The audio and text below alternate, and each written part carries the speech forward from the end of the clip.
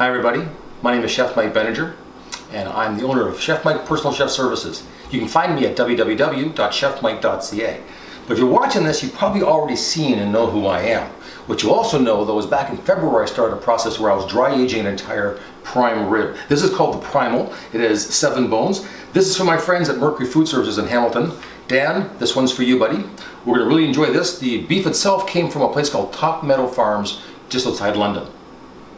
Dry aging at home is a very delicate process. Basically the line between rotting and dry aging is a pretty fine one, so you have to be very, very cautious how you do that. I do mine in a dry aging fridge that I have in my basement. So now what you're probably waiting for is to see what this actually looks like after 7 weeks of dry aging. So what I'm gonna do, I'm gonna pop it off of the grate. What you need to do this properly is one big knife, one very sharp knife as well. So we're going to start off by counting our bones. 1, 2, 3, 4, 5, 6, 7. This is the full Primal. This is as big as it gets. We're going to start off by cutting the middle because I haven't got a bandsaw to do the edges. I'm going to borrow a friend of mine owns a small butcher's company, and I'm going to go to his place and have him do the end ones for me. But we'll show you what happens in the middle.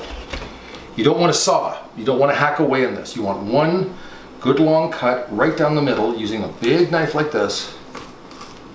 Be very cautious on how you do this. And ideally, you should be able to do it just like that one pass. Oh. And on the inside, it should be red and clean, with a little outside of leather. All that dry aging, that fat has been marbled perfectly. That's been perfectly aged. There's no sense of rot or of any kind of bacterial infection. These are going to be awesome. When I cut these up, I always chop these into 1 rib steaks. That way my wife and I can both share it. I get the outside more well done pieces, she gets the blood rib pieces in the middle. Each one gives us 1 complete meal and some leftovers. So we're going to start off by doing the rib cuts. Now I'm going to cut between these 2 bones right here, from up here. Again, I don't want to saw, I don't want to hack. I want to go right through as best I can. Oh, I cut that one just a little bit.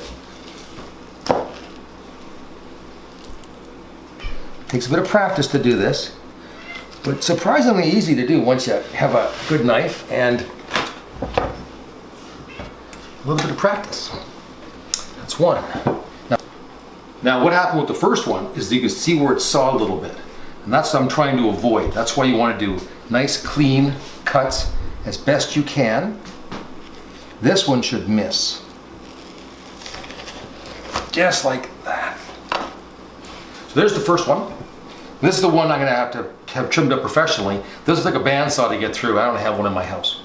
Now you only get about 6 steaks out of this, and there's more cutting and trimming to do because all these outside edges have to be taken off.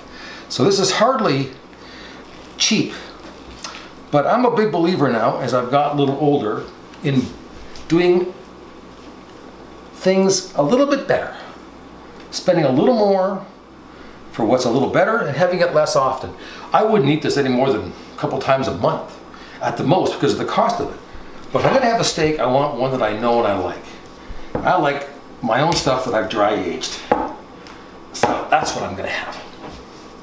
Please don't rush doing this. This is not a time to be rushing.